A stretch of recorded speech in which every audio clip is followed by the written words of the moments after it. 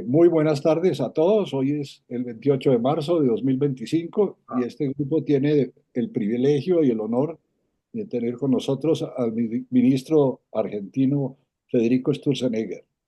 Él nos va a hablar de una presentación que él denominó Motosierra y Desregulación, el primer año de Javier Milei.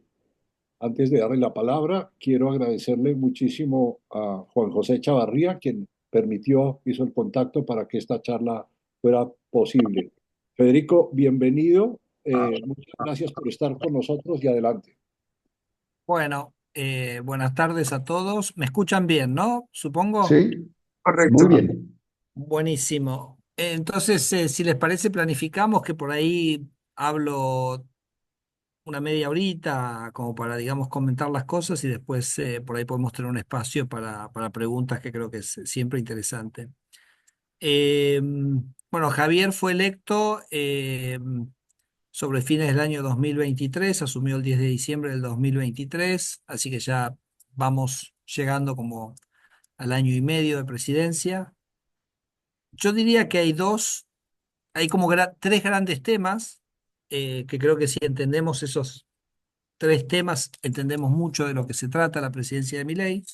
Un tema tiene que ver todo con el tema de seguridad, sin que sea de la gravedad por ahí que de experiencias que han vivido ustedes, pero es un tema puntual. No voy a hablar de ese tema, no me voy a detener en ese tema porque es un poquito más foráneo a mi especialidad, pero en lo económico hay dos grandes líneas. Entonces quiero elaborar sobre esas dos líneas que además de alguna manera se corresponden a lo que es el nombre de mi ministerio, que es de eh, desregulación y transformación del Estado. Entonces, bueno, ¿cuáles son esas dos ideas? La primera es, Javier Milei parte de un diagnóstico, el diagnóstico que gran parte de los problemas que nosotros hemos vivido como sociedad son productos de un Estado incapaz de ordenar sus cuentas. Por supuesto, hay un sistema político subyacente atrás que genera eso.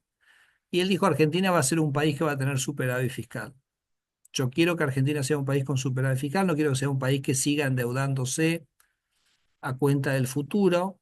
Y a su vez dijo no solo que tenga superávit fiscal, sino que ese superávit fiscal se va a lograr bajando el gasto y no subiendo los impuestos, porque uno siempre puede ir a un equilibrio fiscal subiendo impuestos. Entonces, no, él dice, no, eso no es el camino que vamos a seguir. Somos un gobierno que tiende a desconfiar mucho del rol del Estado en la economía. Pensamos que las más de las veces hace más daño que beneficio. Entonces que es muy importante que Argentina termine con un Estado más pequeño y por consiguiente con una carga tributaria más pequeña. ¿Ok? Eh, en la literatura, ya lo sabemos, hay economistas europeos que han estudiado las consolidaciones de Europa y han encontrado que son bastante disímiles las consolidaciones fiscales que se producen vía baja de gasto y de las que se hace con aumento de impuestos. Ahora, lo sorprendente de Javier Milei, habiendo heredado un déficit fiscal de 5 puntos del PIB, el que mueve a Argentina al equilibrio fiscal, cuando digo el equilibrio fiscal no digo el equilibrio primario, hago el equilibrio financiero, o sea, un superávit fiscal en el lapso de un mes. O sea, en un mes él baja el déficit de 5 puntos del PIB a un superávit. Y esto es una cosa absolutamente inédita. Y esto me parece que es lo primero que hay que destacar, porque la verdad que les digo, si prenden las cámaras por ahí está mejor, porque así los puedo compartir con ustedes y no estoy viendo cuadraditos. Cuadraditos es más incómodo, ¿ok?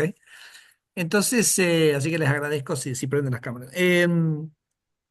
Es inédito hacer un ajuste de 5 puntos del PIB en un mes. Eso requiere pensar fuera de la caja. Quiere decir agarrar temas enteros del presupuesto que se pensaban que eran intocables y donde Javier dice no solo voy a reducir, sino que va a decir este ítem no va más. ¿Ok? Por ejemplo, un ejemplo para mí, por supuesto, redujo las transferencias a cero a las provincias, que el Estado Nacional hacía muchas transferencias, pero por ejemplo una cosa que ilustra bien esto del out of the box, de pensar fuera de la caja, es que él llevó la obra pública a cero. Y él, en un primer momento, como que fue una cosa bastante choqueante, pero la verdad que cuando él lo explica y lo vamos viendo, y voy a contar un ejemplo ahora en un minuto, en realidad hay muy pocas obras públicas que son de carácter nacional. No, no sé qué tan, creo que ustedes también son un país bastante federal, con provincias. Entonces, que yo, en Estados Unidos los aeropuertos son municipales, entonces no está claro que el aeropuerto es una obra pública que tiene que ser nacional. ¿Por qué no es municipal? ¿Ok? Y les doy un ejemplo. Por ejemplo, Argentina tenía un programa con organismos multilaterales por $1.000 millones para hacer alcantarillas. Entonces, lo que hacía y en el Departamento de Obras Públicas, en el Ministerio de Obras Públicas del Gobierno Nacional, había un grupo político de la Cámpora, que era como una de las facciones militantes del gobierno kirchnerista, iba recorriendo porque ustedes se imaginan que alcantarillas, si hay algo que no es nacional, son las alcantarillas, ¿correcto? ¿Ubican lo que es alcantarillas? En Colombia quiere decir lo mismo que en Argentina. Perfectamente, sí. Sí, Sewage, ¿no? Entonces, eso claramente es una competencia municipal. Donde viven los ¿No? políticos, ¿Perdón? donde viven los políticos, ¿Dónde? viven es los una broma. políticos de las alcantarillas. Bueno, ok. Entonces, había un grupo de militantes políticos en el Ministerio de Obras Públicas que iban recorriendo los pueblos de Argentina y diciendo, che, tenemos este programa, querés que las alcantarillas se hacen acá, y hacían un acuerdo transaccional de dinero o lo que fuere para que se fuera. Entonces, en realidad era un mecanismo de transferir dinero del gobierno nacional a los gobiernos provinciales o municipales, adosado a eso un gran esquema de corrupción. Y entonces el presidente Milei dice, no voy a hacer esto más, que las alcantarillas es responsabilidad de las municipalidades, han tenido mucho aumento de ingresos en los últimos años, se arreglan, muchachos. Y entonces cortó de un día para el otro la obra pública cero. Lo cierto es que con una serie, bueno, empezamos a hacer una readecuación del empleo público de más o menos unas 300.000 personas que tenemos en la administración pública centralizada, descentralizada, y las empresas públicas. Nosotros hemos despedido este último año a unos 42.000 personas, o sea, de los 300.000, o sea que es un número bastante significativo, y además ha habido una reducción en el salario real de los empleos públicos que también, digamos, ha sido significativa. Así que, en principio, hay varias aristas por las cuales él trabajó y logra ese superávit fiscal en un mes, en un mes. Y yo creo que eso en algún sentido reconfigura la discusión sobre política fiscal en tres dimensiones que quiero enfatizar, que es la primera es la velocidad, el tamaño y la velocidad con la que se pueden hacer las cosas. Por ejemplo, a mí me ha tocado hablar con candidatos presidenciales de Latinoamérica que me dicen, y tengo un déficit de 4, por ahí puedo bajar un punto por año. Al fin del mandato llego al equilibrio y digo, ¿por qué un punto por año y no 5 en un mes? Y me dicen, no, pero eso no se puede hacer. Digo, pero Javier lo hizo. Entonces, por ahí simplemente no estás pensando con la agresividad necesaria y con la audacia y la valentía necesaria como para que eso se pueda hacer. Entonces, ese era un primer punto. El segundo punto que para mí es interesante es que uno tomaba como una suerte de verdad revelada que si uno hace perdón, ese ajuste de 5 puntos del PBI es equivalente a una caída de 30% en el gasto público, ¿ok? Que se ejecutó. Y entonces uno tendería a pensar, casi como una verdad revelada, que si uno hace una caída del gasto público de 30 puntos, uno va a pagar un costo político.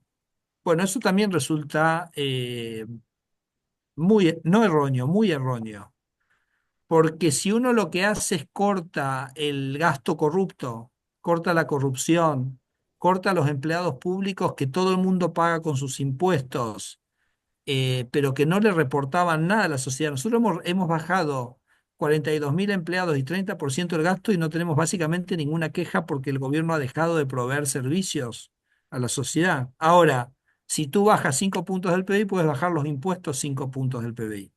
Entonces Javier Milei baja 5 puntos del PBI los impuestos. El primer impuesto que baja es el impuesto inflacionario, porque al reducir el déficit no tiene que emitir más dinero para financiar ese déficit. Se desploma la inflación es un impuesto para los pobres, el índice de pobreza en Argentina cae 20 puntos en su primer año de gobierno, ¿ok? Entonces, ustedes me dicen, ¿esa corrección fiscal es popular o es impopular? Y es recontra popular. porque cada gasto que el gobierno hace es un impuesto que hay que cobrarle a alguien, y entonces cada peso que uno ahorra es un impuesto menos que hay que cobrarle a la gente, y si encima esos impuestos que uno deja cobrar son los impuestos a los pobres, tiene un efecto absolutamente extraordinario en reducción de pobreza, y todo ese conjunto es tremendamente popular. La motosierra en Argentina es tremendamente popular, entonces es muy importante salirse del cliché de lo que se suponía que eso tenía un costo político, porque puede ser exactamente al revés. No estoy tratando de decir que esto tiene que ser así en Colombia, les estoy contando cómo es en Argentina y qué dimensiones tuvo este debate, este derrotero en Argentina. Y la tercer tema que a mí me parece que es interesante destacar es que hay también una verdad revelada que dice: si vos haces un ajuste de 5 puntos del PBI, vas a tener una recesión, vas a tener un problema con la actividad económica, casi como que todo el mundo lo da como dado. Bueno, la economía en el primer año de Javier Milei creció 6%. Después de 10 años de estancamiento, bajó el gasto público 5 puntos del PBI y el PBI crece 6 puntos. A mí personalmente no me extraña porque, como yo decía antes, un aumento del gasto público, si implica más impuestos, no tiene ningún efecto sobre la actividad, porque es cierto que el gobierno gasta, pero los mayores impuestos hacen que el sector privado gaste menos.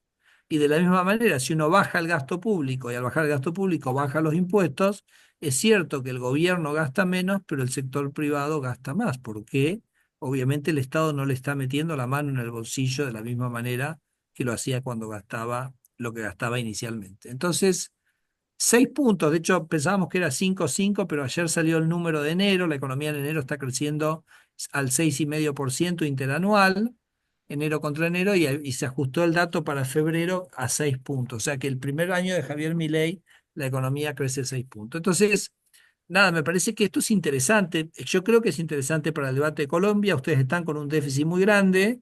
Y entonces les preguntaría: ¿qué están diciendo los candidatos? ¿Cuánto van a bajar? ¿Hay alguno que está diciendo voy a bajar el déficit a cero en un mes o en 2 meses o 3 meses? Bueno, me parece como muy interesante para arrancar ahí, digamos, una conversación un poco diferente. Nosotros cuando terminamos esto, el primer año, esta caída de 30 puntos del gasto, el presidente nos dijo: bueno, muchachos, ahora arranquen. Ahora, bueno, llegó el momento de arrancar, dice. Y entonces, esas primeras acciones que nosotros llamamos la motosierra 1.0 devinieron en algo que dimos en llamar la motosierra 2.0 o la motosierra profunda, ¿no? Que es básicamente empezar a revisar ya un estado que ya de por sí ya es un poco más pequeño, empezar a revisar las competencias y funciones de cada área. Y ahí, como creo que me preguntaba, no me acuerdo quién me preguntaba, em, yo le pedí al presidente que dedicáramos una reunión de gabinete para entender y definir qué cosas un gobierno libertario debiera hacer. Un poquito más como en abstracto, ¿correcto? Porque yo, si me voy a sentar, como yo mi ministerio tiene la parte de transformación del Estado, es un poco el que lleva adelante la motosierra, es el equipo mío. Entonces, si me voy a sentar en un área para decir esto sigue o esto no sigue, yo necesito un marco de pensamiento, ¿no? Una estructura, una visión estratégica.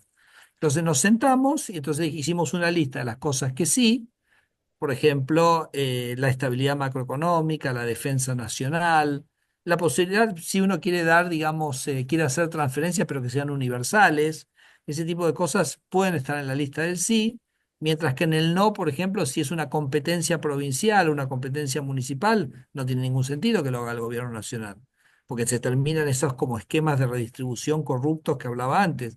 Si es algo que lo puede hacer el sector privado, nosotros queremos que lo haga el sector privado, no lo queremos que lo haga el sector público. Bueno, entonces hicimos como, si es crédito, ¿por qué va a dar crédito el gobierno nacional? Si es de un sector financiero para dar créditos. El, subsidios que son targeteados a ciertos individuos o ciertas especificidades, tampoco queremos que haya nada de eso, no nos parece. Entonces, nosotros hoy estamos recorriendo el sector público y estamos preguntando en cada área qué haces y qué no haces, y en función de eso decidimos la continuidad o discontinuidad de ciertas áreas. Probablemente el lunes o martes estemos sacando un decreto donde estamos eh, o cerrando o centralizando o cambiando la estructura jurídica de unas 50 organizaciones y áreas del gobierno, así que va a ser una cosa como bastante contundente eso también. Así que yo le diría que este proceso de la motosierra tiene un efecto muy benéfico sobre la economía, es tremendamente popular, o sea, es como que los argentinos dijeron durante 50 años el Estado nos estuvo robando, finalmente vino alguien que tomó el toro por las astas y dijo voy a hacer algo con esto, entonces la gente cierta hasta les diría un alivio respecto de que hay alguien que está corrigiendo estos desequilibrios crónicos, y ni hablar el efecto que tiene la corrección sobre la situación macroeconómica de estabilidad, ¿no? Es como que veníamos de vivir 3, 4, 5 años al borde del abismo y de repente es como que nos separamos del abismo y la gente de repente puede respirar, ¿no? O sea, bajó el ritmo cardíaco del día cotidiano de todos nosotros y eso también es un extraordinario alivio para todos. Así que bueno, yo creo que eso es una de las características centrales de Javier. El equilibrio fiscal no ya casi como que no lo concibo como una posibilidad que Argentina tenga déficit, porque si nos acercáramos a una situación de déficit, el presidente va a tomar las medidas para que eso no ocurra, y si nosotros como equipo fracasáramos, definitivamente nos va a desplazar y nos va a reemplazar por gente que sí esté dispuesta a hacer ese ejercicio. Así que creo que eso es como está extraordinariamente sólido y establecido. Ese es el primer punto.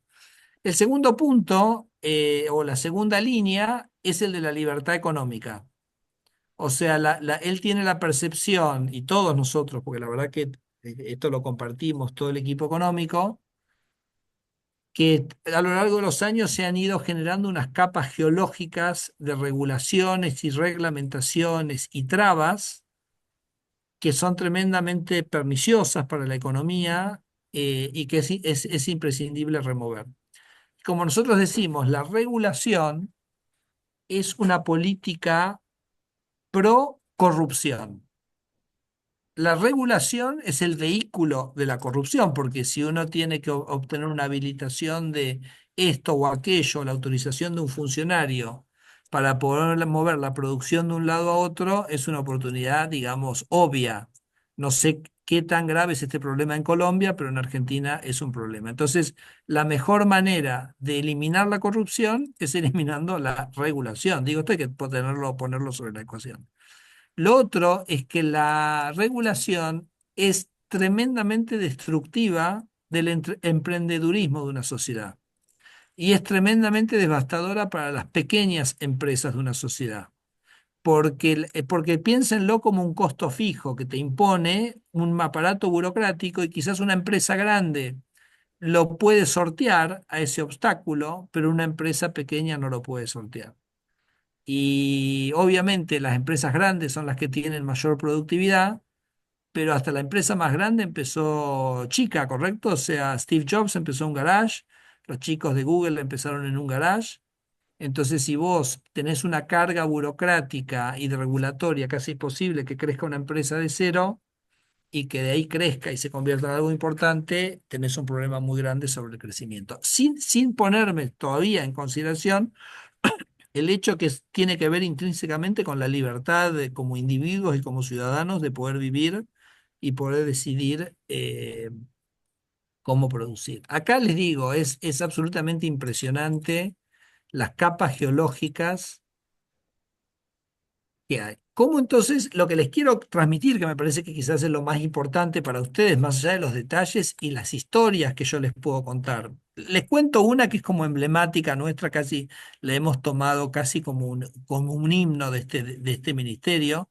Yo tengo mi casilla de correo abierta, o sea, le pido a la gente que me escriba y me diga qué son las cosas. Entonces un día me escribe una persona y me dice, Federico, me tenés que dar una mano con mis sandías.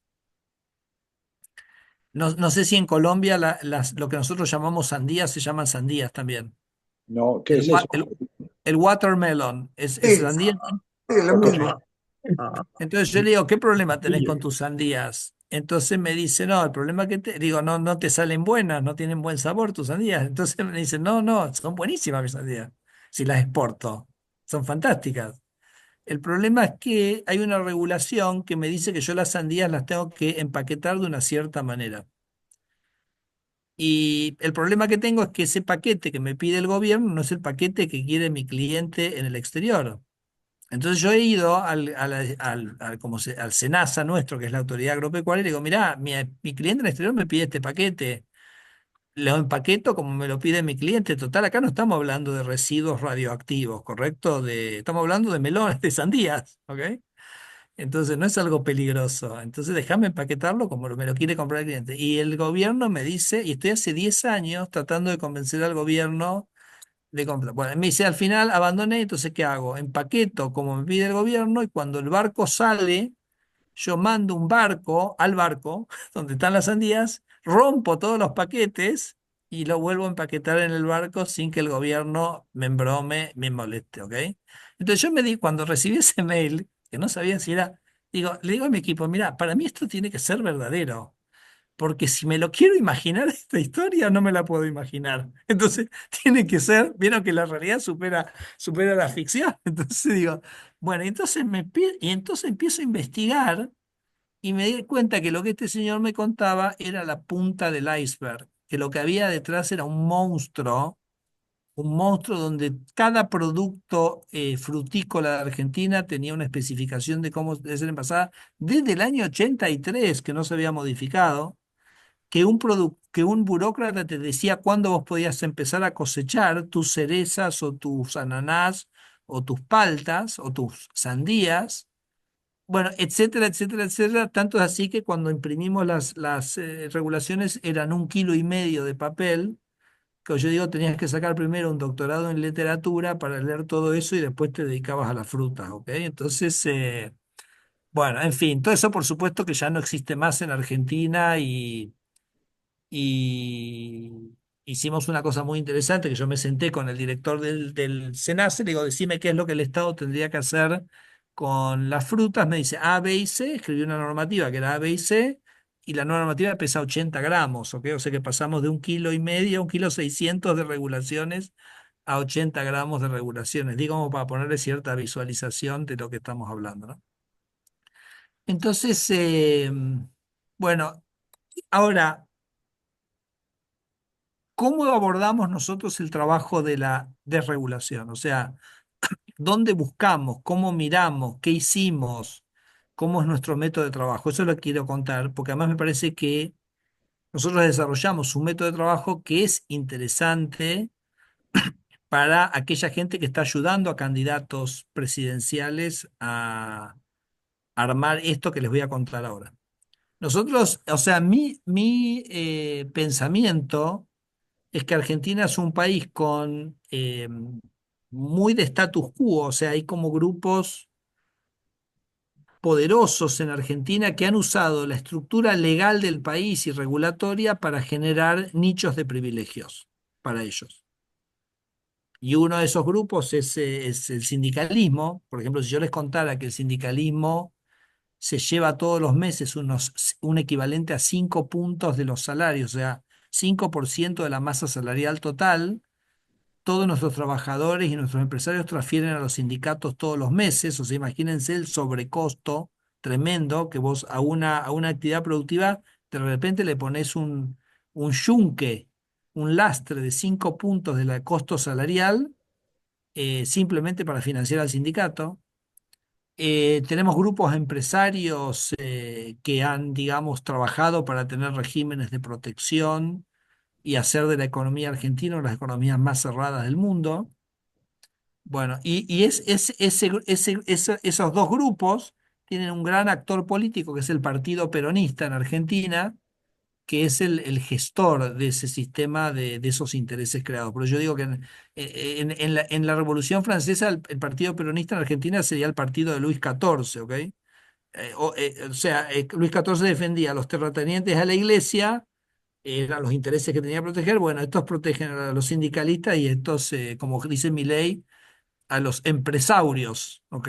Que son estos empresarios medio dinosaurios. Entonces, eh, bueno, y esa estructura de poder es un poco ha usado del derecho y de la ley y de las reglamentaciones para construir una estructura que protege sus intereses. ¿Ok?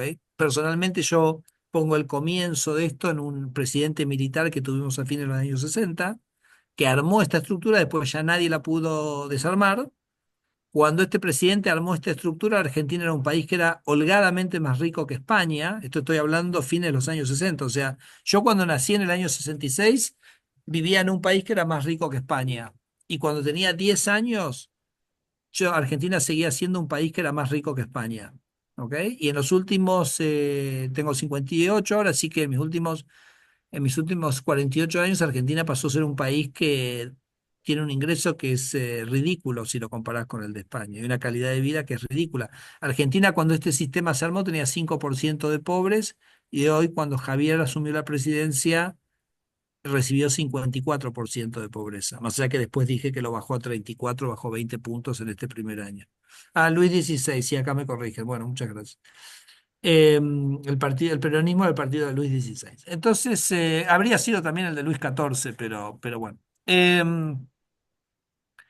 Entonces, lo que nosotros hicimos, empezamos a trabajar 2 años antes de que Javier llegara a la presidencia con un equipo de 7 personas, y nos pusimos como objetivo que íbamos a revisar todas las leyes de Argentina, todas, todas, sin excepción, de la primera a la última, y las íbamos a clasificar en leyes que tenían que quedarse, leyes que tenían que derogarse y leyes que se tenían que modificar.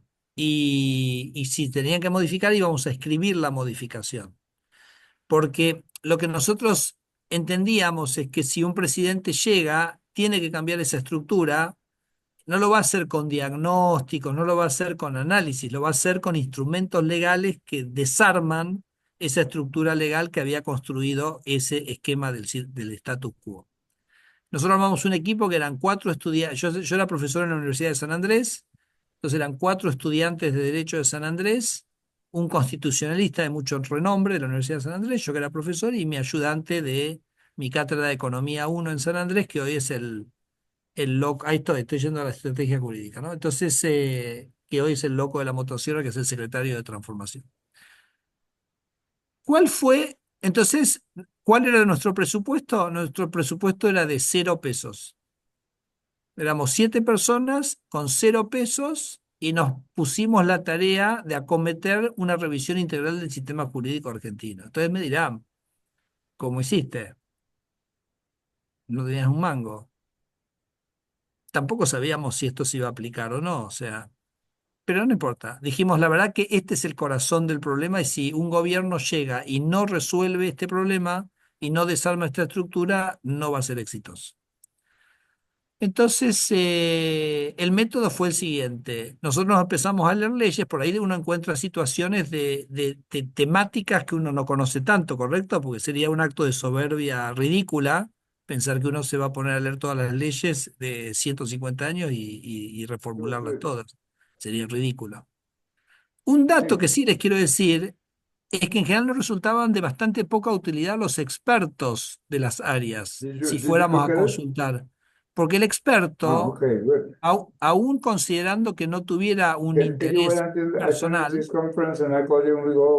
Rudy, ahí, Ya ahí lo está, silencié, ya, ya. ahí está. Perdón. Ah, Entonces, por más que no tuvieran interés, a veces el experto no alcanza a pensar o a concebir que por ahí en realidad toda la regulación de su área, en realidad lo que hay que hacer es sacarla, porque ya está como dentro de ese universo. ¿Ok? Les podría dar cientos de ejemplos. Pero lo que le quiero decir es, el experto en un área generalmente no es el mejor perfil para hacer este trabajo. No es lo suficientemente revolucionario. El experto te va a tratar de decir cómo mejorar lo que hay, y no se va a preguntar si lo que hay tiene sentido que esté. Entonces, uno tiene que hacerse una pregunta mucho más profunda respecto de lo que está, y el experto en general no lo va a hacer. Entonces, pero supongamos que yo encontraba una persona que era afín ideológicamente, que me parecía que era el perfil correcto. Entonces la conversación era de esta naturaleza. Yo llamaba, por ejemplo, vamos a tomar un ejemplo, las leyes ambientales. Entonces lo llamaba a esta persona, Federico, justo este se llamaba Federico, le digo, che, ¿me podés dar una mano con las leyes ambientales? Entonces me decía, bueno, perfecto, sí, acá nosotros tenemos un equipo que hemos trabajado hace mucho tiempo, tenemos todo el diagnóstico, todo, entonces te voy a mandar un trabajo con el diagnóstico de los temas que hay que resolver en lo ambiental. Le digo, mira, si querés mándamelo, pero te quiero decir que no lo voy a leer. Así que no te gastes en mandármelo porque no me interesa leerlo. ¿Cómo no? Si me estás diciendo, no me interesa leerlo. Me dice, bueno, ¿querés que hagamos una reunión? Y entonces te explicamos. Y yo digo, no, yo no hago reuniones, no me interesan hacer reuniones, ¿ok? Entonces ya como un poco desconcertado estaba, ¿no? Y entonces me dice, ¿querés que te mande unos bullets con los main points? No leo bullets. Entonces me dice, ¿pero qué? Decime qué querés. Le digo, mira, yo es que no quiero nada. Digo, ¿cuál es el problema que tenemos? Entonces, por ejemplo, Argentina tiene lo ilustro con un ejemplo. Argentina tiene una ley que es la ley de los glaciares, que define en las áreas glaciares que no se puede hacer actividad económica para proteger los glaciares, pero el problema de esa ley es que define a su vez un área que se llama periglaciar, que es como circundante al glaciar, donde también está prohibida la actividad económica. Y ese área está definida de una manera muy vaga, tanto es así que hay provincias enteras que, por ejemplo, no pueden hacer actividad minera por esta ley, ¿correcto? Entonces tenemos un problema ahí, porque es como una exageración la manera que está planteada la ley. Entonces yo le digo, mira, a mí, entonces él me dice, ese es un problema. Le digo, sí, perfecto, ese es un problema. Entonces, bajate la ley de la web, la pones en un archivo de Word y con track changes, o sea, con corrector de cambios, me la editas, ¿ok? Y me mandas la versión editada. Cuando yo llegaba en mi conversación a ese punto, el 70% de la gente decía, eso no estoy dispuesto a hacerlo. Por distintos motivos. Puede haber, por supuesto, está el que era el chanta, ¿no? O sea, el chanta que sí está para una charla de café, pero después cuando vos decís cómo escribo el inciso C del artículo 6 de la ley, no, eso no está dispuesto. También hay gente que por ahí era buenísima y que si yo con gusto te doy 2 horas de mi tiempo en una reunión para contarte, pero no te voy a laburar 2 meses gratis, ¿ok? Entonces no estoy dispuesto a hacerlo, pero simplemente porque no me estás pagando, entonces listo. Y no tengo esa vocación política que por ahí tenés vos. Entonces, otros por ahí le tenían mucho respeto a las leyes, entonces no se animaban a tocarlas. Como yo fui miembro del Congreso, no me da tanto miedo tocar cuando vos ves la cocina, decís, bueno, o sea, cualquiera de nosotros lo va a hacer mejor, ¿ok? Entonces, eh, pero lo importante era que con el 30% de la gente que me respondía, yo después podía decirle, bueno, me hiciste la de glaciares, ahora haceme la ley del agua, ahora haceme la ley del aire, y empezaba a avanzar en un barrido de revisión de las leyes. ¿Y cuál era lo importante de esta metodología? Que yo no perdía tiempo en identificar quién me iba a ayudar y quién no me iba a ayudar a hacer el trabajo. No perdía tiempo. Yo le decía, haceme esto. Entonces, mucha gente me decía, te quiero ayudar. Listo, perfecto. Digo, agarrate la 24065. ¿Qué tema tenés? Listo, agarrate la 24065 y mandame la editada. Listo, no aparecían más. Pero por ahí algunos sí aparecían. Entonces a mí me parecía, y me lo hacía, y estaba bueno lo que había hecho, entonces después le decía, mira, ahora haceme la 27340. Entonces, o sea, diseñé un método que me permitía seleccionar a los colaboradores sin yo tener que invertir nada de tiempo en esa identificación. Simplemente les decía, ¿me puedes ayudar con esto? Esto es lo que necesito que hagas. Entonces, con eso yo a los 2 años terminé con una revisión integral. Miren, se las voy a mostrar porque lo tengo acá en la oficina. No sé si alcanzan a ver ahí que hay 2 pilones. Sí. ¿Lo alcanzan a ver 2 pilones? Bueno, esos son, pues cuando terminó ese trabajo yo imprimí una pila es las leyes a derogar y la otra es las modificaciones que proponíamos en las leyes, ¿ok? Eh, por supuesto que cuando Javier ganó, tuvimos una reunión de 6 horas donde él ya sabía, como les comenté antes, que veníamos haciendo esto, pero entramos en los detalles. Y esto básicamente se transformó en un decreto ejecutivo que Javier sacó en su 10.º día de gobierno, que hace una tremenda desregulación de la economía completa, y después en un proyecto de ley bases que mandamos unos días después al Congreso, que también era un socotroco que tenía 1.000 artículos y que lo negociamos 6 meses en el Congreso y finalmente fue aprobado en julio del 2023.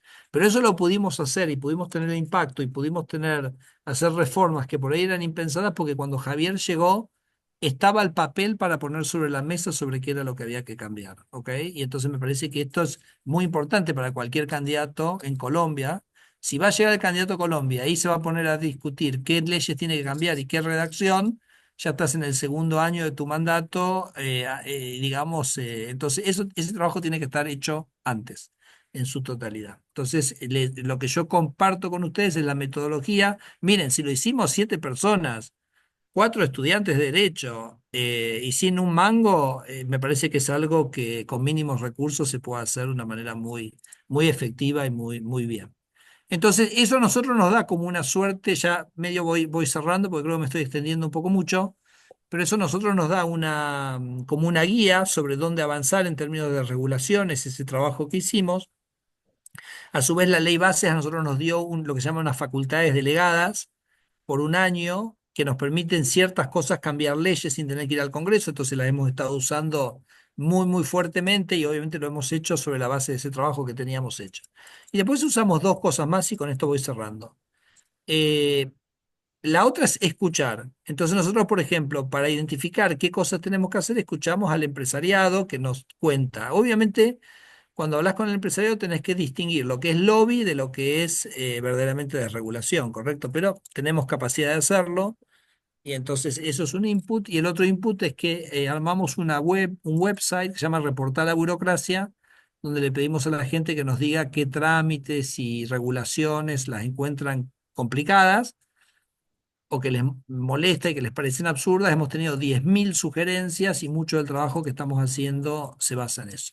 Y el último punto que nosotros usamos, y después termino con alguna reflexión sobre Javier, eh, eh, es que yo miro diferenciales de precios. O sea, si yo tengo un producto que en Argentina se vende al mismo precio que en España, digo, bueno, por ahí acá no tengo tanto problema. Pero si yo encuentro un producto que en Argentina vale 5 veces más que en España, entonces, digo, acá tengo un problema. Por ejemplo, los medicamentos en Argentina valen 5 veces más que en España y valen 20 veces más que en India, ¿correcto? Entonces, digo, si yo cambio ese mercado, puedo bajar el precio de los medicamentos a un veinteavo, que no es una cosa menor, ¿ok? O, por ejemplo, en Argentina, comprarte un Toyota Yaris, que es un entry level de Toyota, sale básicamente lo mismo que en Estados Unidos te sale comprarte un Tesla. Entonces, ahí eso también te tendría que indicar que tenés un problema, ¿ok? Entonces, esos son como un poco los factores. Nosotros en esta agenda hemos avanzado. Si ustedes me siguen en Twitter, van a ver que todas las mañanas yo mando un tweet con lo que tendría que ser como la desregulación del día. O sea, nosotros tenemos un pipe muy intenso de proyectos que estamos trabajando y como todos los días, alguno termina firmándose.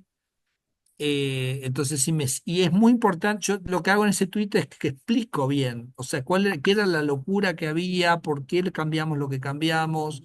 Si entran en mi tweet y miran un poquito mis tweets de los últimos 2 o 3 meses, se van a dar una idea del tipo de explicaciones que damos, ¿no? Y yo creo que eso es bastante importante para que se entienda, digamos, el sentido de lo que estamos haciendo. Y ahora, nada de esto podría ser posible sin el presidente, en varias dimensiones. Primero, porque él baja una línea muy clara al gabinete. O sea, ha hecho un gabinete muy chico, somos 8 ministros, muy homogéneo en su pensamiento. Él es una persona que apoya extraordinariamente, públicamente y en privado a sus ministros. Entonces, eso por supuesto a todos nosotros nos da mucha fortaleza porque que nos permite avanzar. Pero él ha tenido muestras públicas de apoyo, por ejemplo, a su ministro de Economía, incluso a mí, su ministro de Seguridad, pero a todo el gabinete, que realmente nos fortalece mucho en la tarea. Y pasa otra cosa también que es interesante, que es que él es una persona que, por ejemplo, que es muy cuidadosa con su tiempo. Entonces, es como difícil conseguir una reunión con él. Pero ¿por qué hace eso? Porque vos tenés que vos sos el capitán del navío y vos tenés que estar mirando el horizonte, vos tenés que estar mirando, tenés que estar leyendo la sociedad, tenés que estar dando los mensajes, tenés que estar dando la batalla cultural y para eso tenés que tener cierta capacidad de sentarte a reflexionar y ver. Yo he visto otros presidentes que se llenan todo el día de reuniones y terminan a las 10 de la noche reventados y no hicieron nada en el día, ¿correcto? Porque se llenaron de reuniones que les servían mucho más al que lo venía a ver que a ellos, ¿ok? Entonces, yo tenía un amigo que era CFO de una gran empresa en Argentina, decía, solo sé que estoy en comando cuando llego a la mañana y veo que en mi agenda no tengo nada programado para el día. Ese día sé que estoy perfecto, digamos, en mi gestión de mi empresa. Yo controlo la agenda, no la agenda me controla a mí. Entonces, y el presidente usa ese tiempo en el que está mirando, está, digamos, diseñando la estrategia, a actuar de manera muy activa en redes.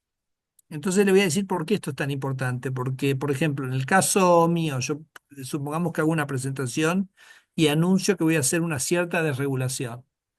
Y entonces, en general, como muchas de las regulaciones tienen atrás un nombre y un apellido, ¿correcto? O sea, había alguna empresa que había empujado por esa regulación, algún interés o lo que fuere, salen los diarios y él inmediatamente lo retuitea.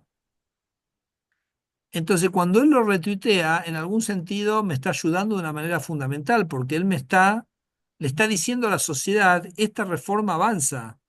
Entonces, si había alguna intención de algún grupo de interés de decir, vamos a tratar de frenar esta desregulación, queda totalmente descolocada, porque el presidente ya se pronunció respecto de esto.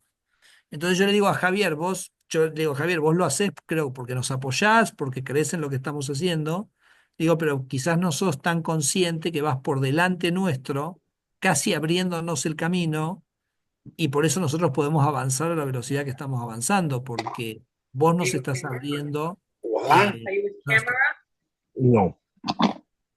Entonces me parece que tenemos un presidente que tiene, y el presidente a su vez tiene otro aspecto que me parece que es interesante, que es, así como yo les decía, que apoyaba fuertemente a sus ministros y a sus equipos en general, también no ha tenido problema en desplazar a gente, a un gente muy cercana, que en algún momento sintió que no le estaba funcionando dentro del esquema del gobierno. Entonces, esa capacidad, por un lado, de apoyar, pero de rápidamente tomar una decisión de mover a alguien, hace que todo el equipo esté muy ordenado. No sé si se entiende lo que estoy diciendo. O sea, está todo el mundo atento, está todo el mundo ordenado, todo el mundo alineado, y eso hace, me parece, que el gobierno tenga la efectividad que tiene, ¿no? Así que bueno, por ahí yo podría, me parece que para estos primeros minutos, discúlpame si me extendí un poco demasiado, pero quería compartir con ustedes estas dos líneas estas ideas, vectores de Javier y a su vez cómo esas ideas se llevaron a la práctica, ¿no? Y han generado yo creo, podría decir casi una revolución en términos de regulación, pero en un contexto donde él ha desplomado la inflación y la economía, repito, creció 6% en su primer año. Así que creo que en ese sentido puede el presidente sentirse muy satisfecho con el derrotero de este primer parte de su mandato. Mil gracias, Federico. Muy, muy interesante, provocadora, nos deja una cantidad de preguntas y de temas para pensar.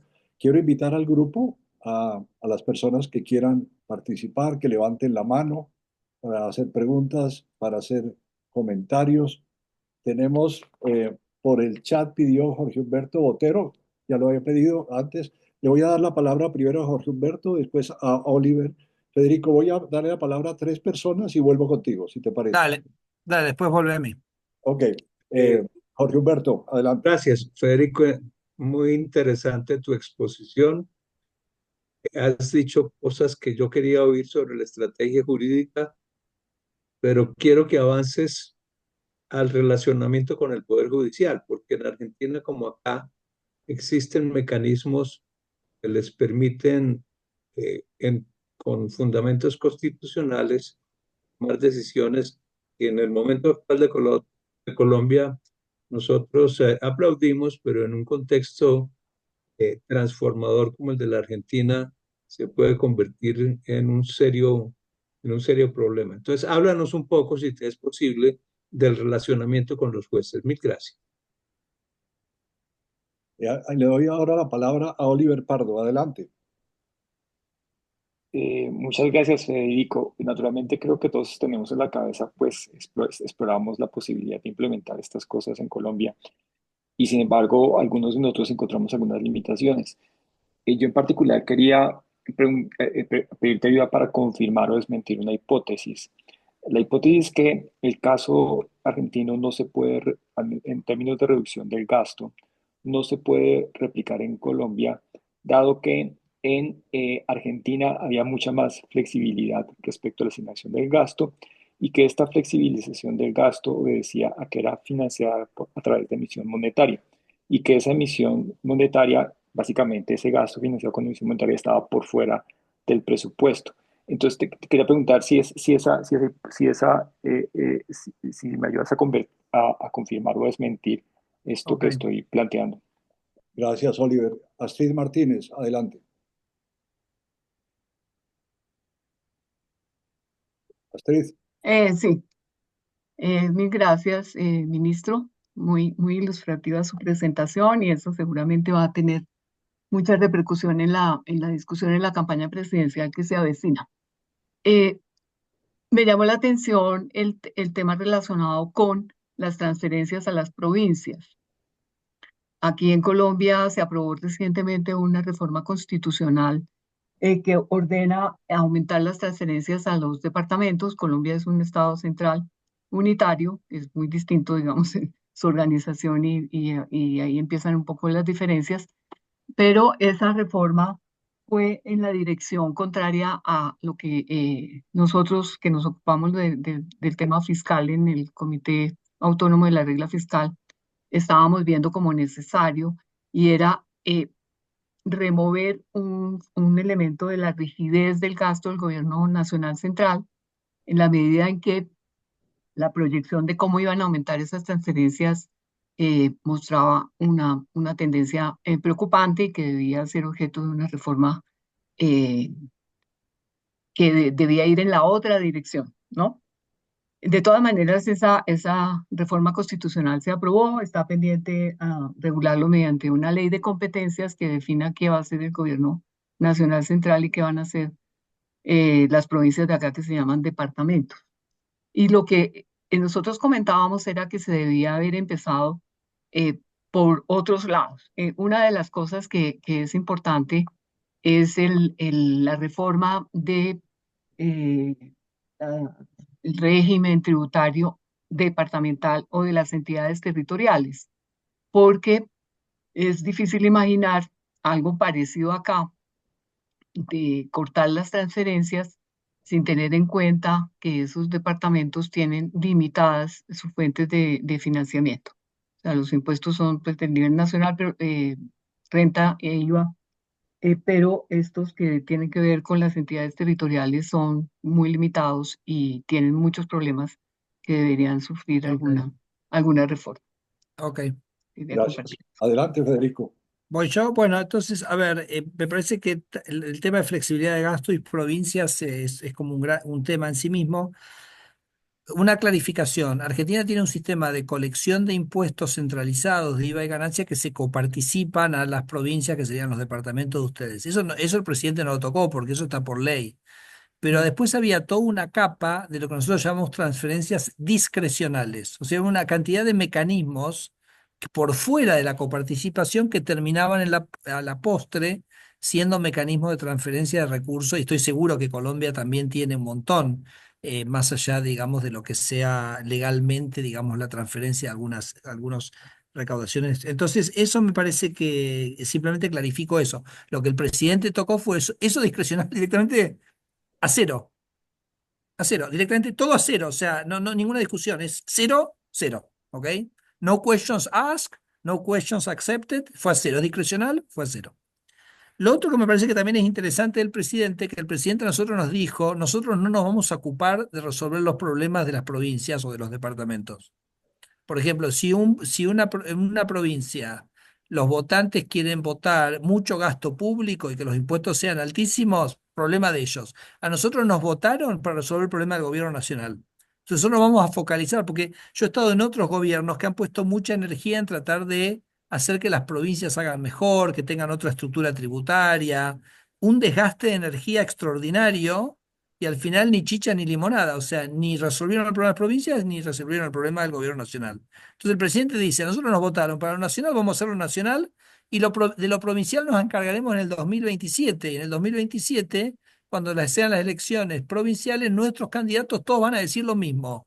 Vamos a hacer lo mismo que hizo el gobierno nacional, vamos a bajar el gasto 30 puntos y entonces vamos a bajar los impuestos distritales o departamentales o provinciales acorde a lo que bajemos el gasto. ¿Ok? Ese va a ser nuestro mensaje y ahí se resolverá el tema. Pero me parece que es un acto de gran madurez personal y política concentrarte en lo tuyo, concentrarte en aquel segmento en el cual vos has recibido la responsabilidad de trabajar. Entonces eso me pareció interesante en la relación provincias-nación. Javier ha tomado una posición de decir yo me ocupo de lo que me votaron y me parece que es muy sano.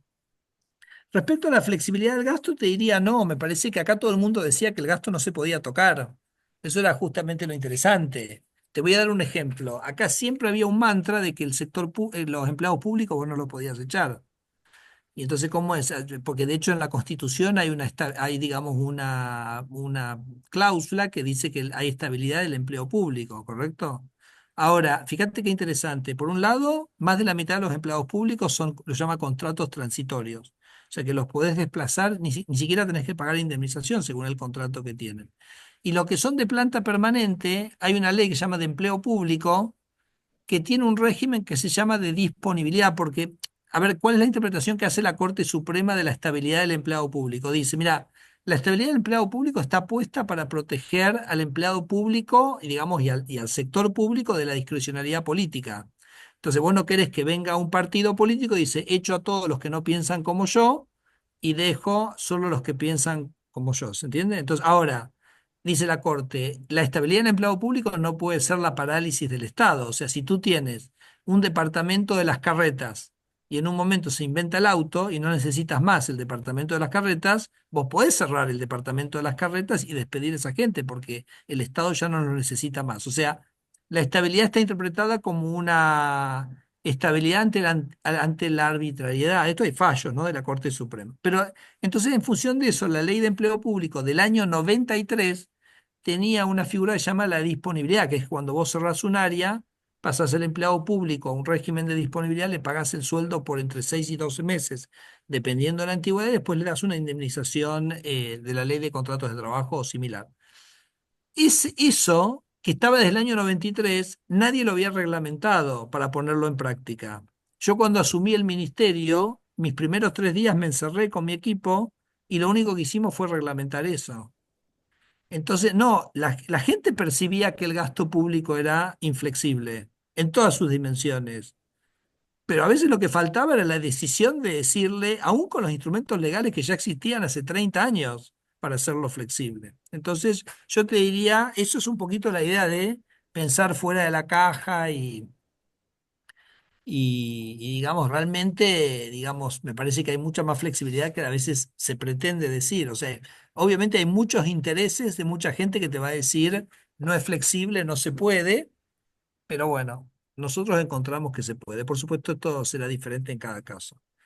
Y respecto a lo que preguntaba Jorge, respecto de la relación con el Poder Judicial, bueno, por un lado nosotros tuvimos una estrategia judicial interesante que fue la idea del decreto de necesidad y urgencia, que es una figura que la Constitución le permite al presidente en un momento como de verdadera emergencia dictar normas de carácter legislativo. Y nosotros usamos eso. Él a los 10 días emitió este decreto que yo comenté, que era realmente muy grande en términos, o sea, hasta cambiamos el Código Civil y Comercial, ¿correcto? Entonces, código aduanero, código de aviación, o sea, derogamos decenas de leyes. Por supuesto que para nosotros era importante que el decreto tuviera esa naturaleza, dada la urgencia, porque vos querías mostrar un verdadero cambio de rumbo para el país y que tenías que hacerlo rápido en un contexto que Javier heredó 25% de inflación mensual, ¿correcto? Digo, entendamos un poco la situación en la que estábamos. Por supuesto, de cualquier manera, tuvo un debate muy interesante sobre la constitucionalidad, sobre la aplicabilidad del artículo de la Constitución que permitía ese decreto. El Congreso tiene la potestad de rechazarlo al decreto de necesidad de urgencia. No lo hizo el Congreso y tampoco lo hizo la Corte Suprema ante varias presentaciones de declaración de inconstitucionalidad. Sí es cierto que algunos artículos puntualmente del decreto fueron sujetos a cautelares y restricciones después en la justicia, ¿no? Pero yo te diría que el decreto en su gran mayoría, excepto el capítulo laboral, quedó totalmente indemne, ¿no? Y después sí ya fuimos con la ley bases, que ya, bueno, es un proceso totalmente natural y de discusión de leyes o los decretos delegados, que también, bueno, ya fue una delegación del Ejecutivo. Así que yo diría, por ahí lo interesante que tuvo la estrategia judicial de Javier fue esta combinación, ¿no? De la ley bases y el decreto de emergencia, que no sé si existe la misma figura en la Constitución colombiana, pero creo que eso nos dio como un margen y además también nos dio fue como un shock, ¿no? Para la sociedad.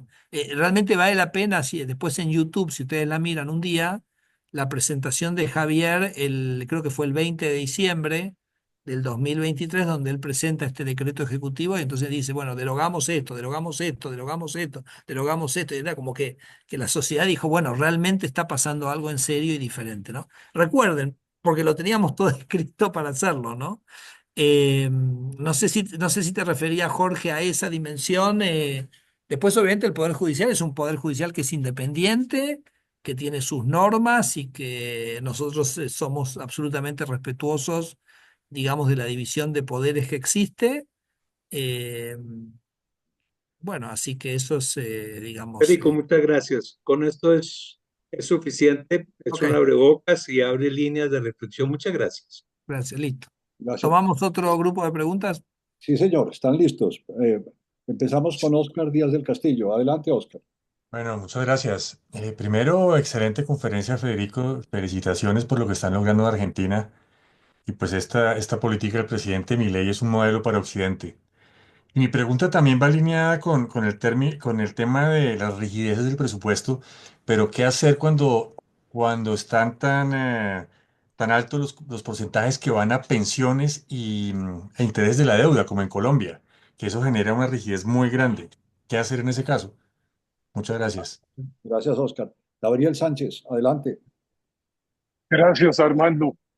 Si hay algo de ruido es porque estoy en la asamblea de Ecopetrol, pero no quiero dejar de preguntar. Definitivamente, ministro, es un récord mundial, yo creo, bajar el déficit en un mes en 5 puntos. Pero yo tengo una pregunta para este año del gobierno Milei. ¿Qué ha pasado? ¿Cómo se ha comportado el desempleo y el índice de pobreza en Argentina? Gracias. Gracias. Eh, Daniel Ospina retiró la mano. Entonces, Carlos Moreno, adelante. Carlos Enrique. Sí, mil gracias. Descrestado con todo lo que han hecho en Argentina, soy gran admirador de todo lo que han hecho. Una pregunta. En Colombia tenemos un gran entramado de instituciones financieras estatales que se supone que cubren fallas de lo que no hace el mercado. Tenemos bancos, corporaciones financieras, fiduciarias, seguros, etcétera. En el esquema de lo que hace el Estado y lo que hace el sector privado, la pregunta es si han privatizado estas empresas financieras estatales, si las tenían, qué privatizaciones han hecho y qué programa de venta de activos estatales. Gracias, Carlos Enrique. Perfecto. Federico, adelante. Bueno, a ver, desempleo y pobreza es como muy rápido para contestar porque ya lo dije, la pobreza que él la heredó por encima del 54%, arriba del 50%, está ya en 33, 34% y sigue cayendo, así que es la caída más grande que hemos tenido en un año de pobreza desde que hay registro en los datos. Y el desempleo prácticamente está constante respecto al año anterior. Hay una ligerísima suba de 0,3 puntos en el año y hay otra suba que es por participación, ¿no? Hay como mayor participación laboral porque las perspectivas del mercado laboral mejoraron. Como dije, recordá que la economía creció 6% el último año, ¿no? Entonces, una economía que crece 6% difícilmente, digamos, desarrolla un problema de desempleo, me parece. Respecto al tema de la deuda, bueno, Argentina ese problema mucho no lo tenía porque nuestra propia historia de ser unos defaulteadores seriales hacía que Argentina tenga relativamente poca deuda. Uno de los problemas centrales nuestros o cosas más importantes para nosotros, es decir, nosotros venimos a honrar nuestras deudas, entonces, pero repito, ese no era como un tema relevante, pero sí para el presidente era absolutamente relevante que tenía que haber superávit financiero, es decir, que el superávit primario tenía que superar la cuenta de intereses. Con el tema de pensiones, durante la presidencia de Milei, las pensiones han subido en términos reales aproximadamente un 10%, pero lo que ocurrió fue que la aceleración inflacionaria del 2023 y digamos del gobierno anterior, como las pensiones tenían una fórmula de indexación con bastantes rezagos, esa aceleración inflacionaria generó una caída muy significativa de las pensiones. Entonces, más allá que se han ido recuperando en la presidencia de Milei, como les decía, aproximadamente un 10%, están todavía en un nivel bastante más bajo que el que uno podría haber encontrado, por ejemplo, en el 2017, 2018. Después se produjo una caída y ahora hay como una, digamos, como una recuperación, pero en eso realmente, digamos, las dinámicas inflacionarias generan un cambio en el gasto en pensiones que por ahí no es tan replicable en sociedades, digamos, que no llegan, digamos, a la transición gubernamental con tasas de inflación tan altas, ¿no? Respecto a privatizaciones, el presidente Milei quiere privatizar todo lo que es privatizable se va a privatizar. Estamos en ese proceso, ya se han privatizado varias empresas, hay varias empresas que están en proceso de privatización en este momento. Lo que pasa, cuando nosotros fuimos al Congreso, las privatizaciones requieren autorización del Congreso y fue una de las áreas donde más el Congreso nos limitó. Entonces estamos avanzando en la privatización de todo aquello que el Congreso nos autorizó, pero parte, digamos, importante de esas privatizaciones autorizadas es toda la red ferroviaria, ¿no? Donde vamos a un modelo que nosotros llamamos de open access, es donde de alguna manera se licita la vía de los trenes, pero arriba es toda operación del sector privado con múltiples empresas operando sobre las vías, ¿no? Entonces, ese es un proceso de privatización, lo mismo con las concesiones viales, eso está como avanzando muy bien.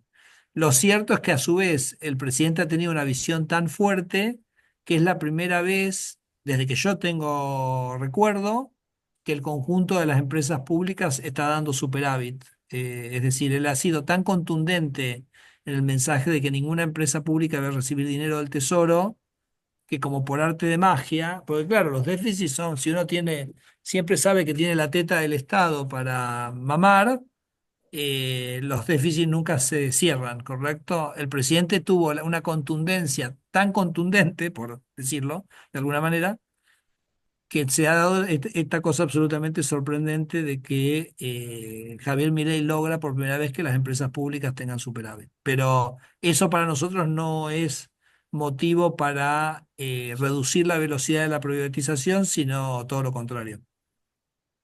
Gracias. Bueno, Armando, tomamos tres preguntas más o tomamos rápidamente el grupo de cinco preguntas que tenemos y las hacemos cortitas porque acá es bastante más tarde y si llego mucho más tarde a casa, mi mujer me banca en todo, pero me dice, si pisás el tiempo de la familia, ahí entramos en problemas. Entonces, Muy bien. hagamos la última ronda y les pido que... Vamos a barrer las preguntas que están en la Dale. pantalla. Juan José tenía una, ¿no? Sí, yo Juan tenía una. José, Federico, Juan Carlos, Juan José. tenía varias, pero para que no te regañe tu mujer, solo en la pregunta de oposición política en Argentina a las reformas. ¿Qué está Bien, pasando? Esa es la Buenísimo. pregunta. sí, sí, Gracias. perfecto. Santiago Montenegro. Santiago, adelante. Gracias, Armando. Federico, felicitaciones por esa presentación.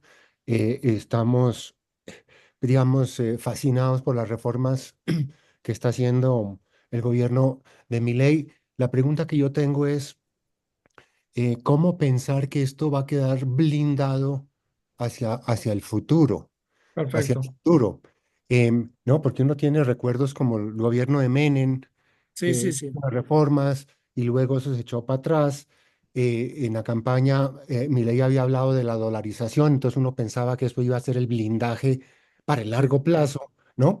Entonces, y más allá, en gobiernos que no tengan presidentes con el carisma que tiene Milei, que es un ser muy especial, ¿no? Sí, Entonces, perfecto, entendido, está clarísimo. Muy bien. Después de Santiago sigue Pedronel Ospina. Pedro, adelante. Muchas gracias. Básicamente yo creo que quisiera tu impresión en dos procesos agudos que se están haciendo de reestructura. Uno es de ustedes, que con lo que dices y el trabajo que previo se- genera el éxito, y el otro lo que está pasando en Estados Unidos con Dodge, y realmente uno la capacidad realmente de que eso va a tener un efecto perduradero. ¿Cómo Bien, hay entre la planeación y la improvisación? ¿Cómo ves ese ok. mundo para este Perfecto, ejercicio? perfecto. Sí, sí, perfecto. Gracias, Pedro. Luis Felipe Sáenz, adelante. Hola Federico, muchas gracias, muy claro todo. Una pregunta aquí corta. Con el éxito contundente que han tenido, sobre todo en materia de inflación, de dónde viene la gasolina, el capital político para todo lo que quieren seguir haciendo en materia de regulación? y en particular, digamos, todo este tema de la guerra cultural que tú mencionaste, que hay una división del trabajo muy clara y que el presidente se encarga mucho para eso. Gracias. ¿Ok? Y Juan Carlos Echeverry, la última pregunta. Juan Carlos. Muchas gracias. La pregunta es cómo han mejorado la gestión pública de la gerencia de las entidades, la cultura burocrática, la orientación a resultados, pues para que las empresas den esos resultados o los ministerios, etcétera. Y solo una anécdota porque me impactó lo del método. Yo fui a candidato presidencial y busqué como método, dije, los que han pensado estos problemas de cuáles leyes hay que cambiar son los bufetes, grandes bufetes de abogados que cubren todos los sectores. Acudí a ellos y les pregunté, les dije, ¿hay que cambiar el país? Sí. ¿Hay que cambiar las leyes? Sí. ¿Por qué no trabajan conmigo? Y en 3 meses, en cada grupo de leyes, ustedes me cuentan que lo deben cambiar. Y la respuesta fue negativa. Fue o Claro. negativa o pasiva y no respondieron. Entonces, felicito a Petro, Escúchame, no se le ocurrió. a ellos les conviene ese marco legal, así Viven de que eso, viven del sí, código. sí. No, por eso te dije que el experto no. Entonces, en general, vos necesitas gente con visión y gente independiente, etcétera. A ninguna persona de ningún estudio grande me sirvió para nada. No, totalmente. No, a ver, a ver, yo te digo, las empresas públicas, el motivo, arranco con Juan Carlos, ¿no? El motivo de las empresas públicas son superavitarias es por el miedo, o sea, porque, a ver, por ejemplo, nosotros tuvimos el tema de aerolíneas. Aerolíneas es una empresa deficitaria siempre. En un momento como se pusieron muy agresivos con los aumentos salariales, dijimos, ustedes tienen déficit. De déficit querés aumento salarial, o sea, no, no way. Y entonces, por ejemplo, salía yo en la televisión a hablar de los privilegios que tenían los pilotos de aerolíneas, que tenían pasajes. O sea, imagínate, tenés 12.000 empleados y tenían 4 pasajes en periodo estival para toda la familia para ir de vacaciones de una aerolínea que tiene que gastar 40.000 pasajes gratis en la época pico. Entonces lo empezamos a hablar. Los jubilados de aerolíneas tenían pasajes al costo del 10% de por vida infinito. Entonces empezamos a revelar todas estas cosas y los muchachos inmediatamente plegaron los flaps y se callaron y fueron a superávit, ¿correcto? Que ojo, porque claro, cuando ellos van a superávit, entonces un poquito la urgencia del cambio, porque son muy tiempistas, ¿correcto? Entonces, el superávit, digamos, se puede interpretar como un gran éxito de Javier, que creo que lo es, porque no se había logrado nunca, pero por otro lado también es, por el momento, la supervivencia de ellos en el carácter de pública. Nosotros pensamos que una aerolínea no tiene ningún sentido que un gobierno tenga una aerolínea, ¿ok? Entonces, nada, digamos, es un proceso que está ongoing. No, a ver, el capital, pues, sigo de atrás para adelante, ¿no? Capital político, mira, acá obviamente si los resultados son buenos, eso te acumula capital político. Yo creo que el gobierno ha acumulado capital político con la gestión en este primer año y medio, pero lo quiero relacionar con la pregunta del blindaje, ¿ok? Em, yo les dije que Argentina tenía una sociedad de status quo, que tenías la casta sindical, tenías la casta política y tenías la casta empresaria. Entonces, la única manera que Argentina esté blindado no va a ser con una ley, porque si la estructura de poder sigue indemne, a las leyes se las lleva el viento como se las llevó a la convertibilidad que tenía un apoyo popular total y la casta se la llevó puesta, ¿ok? Entonces, las leyes, vos lo que tenés que cambiar es la estructura de poder.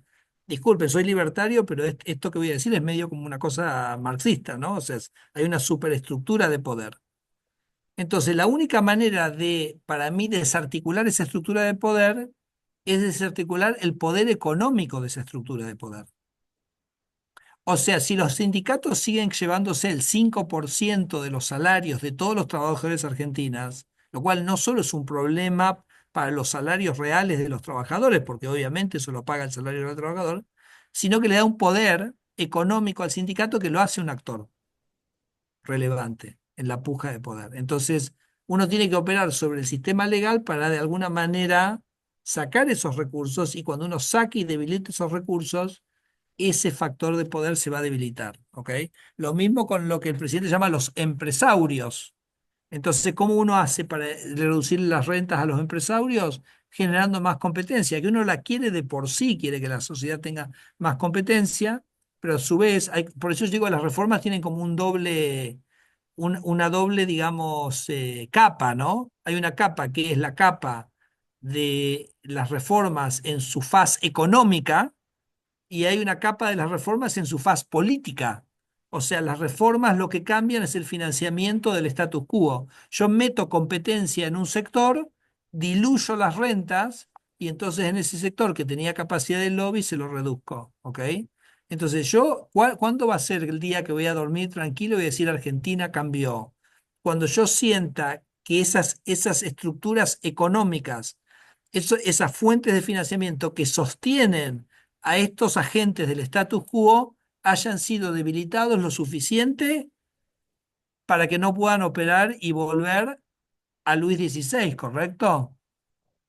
O sea, la Revolución Francesa, ¿qué hizo? Le sacó las propiedades de la iglesia y la tierra a los terratenientes, no pudieron volver, no se pudo ir para atrás. Entonces, bueno, yo creo que ese proceso no estamos todavía ahí, ¿ok? Ahora, todo lo demás, la dolarización, el Banco Central Independiente, la ley de esto, la ley de aquello, si la estructura de poder no la cambiaste, no me parece que es ninguna garantía, ningún blindaje, ¿ok?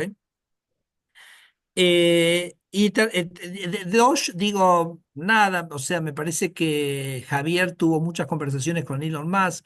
Tengo la sensación de que a partir de las conversaciones de Javier con Elon Musk, que ya estaba muy preocupado por el tema de la sobreregulación, es muy evidente si uno lee la biografía de él, sobre todo en SpaceX, pero creo que Elon Musk como que conectó dos cosas, ¿no? O sea, como conectó decir, sí, por ahí se puede usar al Estado para resolver este problema de la sobreregulación. Más allá que yo creo que lo que veo de Elon Musk en estos primeros meses es que está mucho más volcado al tema de la motosierra, a la transformación del Estado y el ordenamiento de las cuentas públicas que a la parte de regulatoria. Y termino con Juan José Echevarría sobre la oposición política. La oposición política, la casta política, sabe que si Javier es exitoso, el sistema político tradicional se barre. Yo creo que Javier es el primer desafío real a la casta política en 50, 60 años. ¿Ok? Entonces, y sabe la casta política, porque tiene la suficiente inteligencia para verlos, que el ancla de Javier es el superávit fiscal. Si Javier logra sostener el superávit fiscal, digamos, la economía se ordena, la economía va a crecer y va a ser bastante difícil de batirlo. Entonces, tuvimos un evento muy, muy extraordinario sobre agosto, creo que fue, que la oposición dijo, bueno, vamos a, lo vamos a hacer que el presidente no pueda seguir. Y entonces pasaron una ley para aumentar las jubilaciones. Como decir, bueno, acá lo ponemos en un verdadero aprieto al presidente, porque nosotros vamos a hacer una ley que supuestamente es muy popular, porque ¿quién podría estar en desacuerdo con subir las jubilaciones? Se le fue un poco la mano, eran 64 puntos del PIB el pasivo que generaba esa ley, pero entonces dijo, ¿qué dijo la oposición? Me anoto un poroto político y a su vez le destruyo el superávit fiscal y entonces le destruyo lo que hace fuerte este gobierno. ¿Está bien? Agosto. Y entonces saca la ley el diputado, saca la ley el Senado, el Congreso promulga la ley. Yo le decía a mis amigos diputados, digo, muchachos, no hagan una ley de gastos sin los impuestos para financiar el gasto, porque el presidente los va a salir a matar, ¿no? Entonces hubo toda una discusión en el gobierno sobre qué hacer sobre esto, si hacer un veto total, un veto parcial a la ley, aceptar algunas cosas. El presidente dijo con una contundencia y una claridad absoluta, decir, muchachos, es veto total. ¿Ok? Entonces, listo, bueno, veto total. Se discutió mucho, veto total. Y entonces sale en televisión y dice, bueno, señores, los señores que han aprobado esta ley son unos degenerados fiscales. Son las personas que quieren que nosotros volvamos a la Argentina de los 50 años que nos hizo pobres, que llevó a la pobreza al 54%. Es un acto de una irresponsabilidad supina que el Congreso diga, voy a gastar esto y no me diga cómo lo voy a gastar. Bueno, pero él salió con una contundencia, como decir, miren, esta ley es la representación pura de la casta, esta ley es la representación pura de la decadencia. Ahora, hay que tener agallas para hacer una cosa así. Y entonces el Congreso dice, bueno, le voy a overrule el veto. Se lo voy a. Entonces, no, perdón, entonces el presidente vetó la ley. listo, el Congreso tiene una instancia de, ¿cómo se dice overturn the veto? O sea, de, ¿cómo se dice? Los abogados, ayúdenme, Impedirlo, sí, de ¿eh? impedirlo. Bueno, Sí. y no pudieron lograr los votos. No pudieron lograr los votos para ir por encima del veto del presidente, después de que el presidente había tomado esta posición. Por supuesto, todos los ministros salimos a explicar en la televisión sobre que así no podía seguir funcionando Argentina, que Argentina eso es la representación pura del pasado. Y entonces, fíjate qué loco que el riesgo país estaba en 1.500 puntos y en la semana siguiente al veto presidencial el riesgo 1.500 puntos del único país en el continente con superávit fiscal, ¿correcto? Y riesgo país 1.500 puntos. La semana siguiente a este veto, a que el Congreso no pudiera dar vuelta el veto del presidente, el riesgo país cayó en 1.000 puntos. Y al mes el Congreso intenta de vuelta en un tema todavía más complicado porque era sobre el financiamiento de las universidades, entonces genera, digamos, una ley para aumentar el financiamiento de las universidades, que además hay un partido que no es del gobierno, que el tema universitario es casi como central. El presidente lo vuelve a vetar, pero sin dudarlo un minuto, y tampoco pudieron dar vuelta al veto del presidente. Y el riesgo país cayó a 700 puntos básicos. ¿Ok? Entonces fue como, vos me preguntabas de la oposición, ¿no? Entonces la oposición intentó este ataque. El presidente se mantuvo clarísimo diciéndole, esto es un tema cultural, esto es, o vamos a una economía ordenada o seguimos con la historia de siempre, y no tuvieron la fuerza en el Congreso, y a partir de ese momento como que la oposición está en un proceso como casi te diría, no te digo de desintegración, porque acordate, el peronismo tiene su fuerza del status quo, de esos actores del status quo, entonces no hay que engañarse, porque ellos en un momento como que se reciclan, y se reciclan es como la víbora que se cambia el color de piel y se presenta como algo diferente, ¿correcto? Pero es un proceso de regeneración del mismo proceso. Entonces, por eso digo que verdaderamente esto va a cambiar cuando esas estructuras de poder se terminen debilitando. Pero lo cierto que en el corto plazo la valentía, la audacia que tuvo este señor, que es Javier Milei, para plantarse a la sociedad ante un ataque de esa naturaleza, fue decisivo, fue decisivo. Es decir, que bueno, esta construcción política requiere tomar muchas decisiones en todo momento, y bueno, esto es lo que ha hecho en este primer año. Muy bien. Pues Federico, mil gracias. Ha sido una gran presentación. Muchas gracias por tu esfuerzo, por la claridad. Se nota que has sido profesor y político y lo, y lo sigue siendo.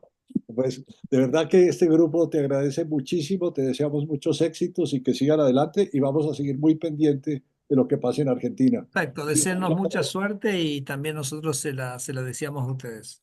Muchas gracias. Muchas gracias. Felicitaciones. No, buen fin de semana Realmente para todos. Buen extraordinario. fin de semana. Muchas gracias. Gracias, muchas gracias.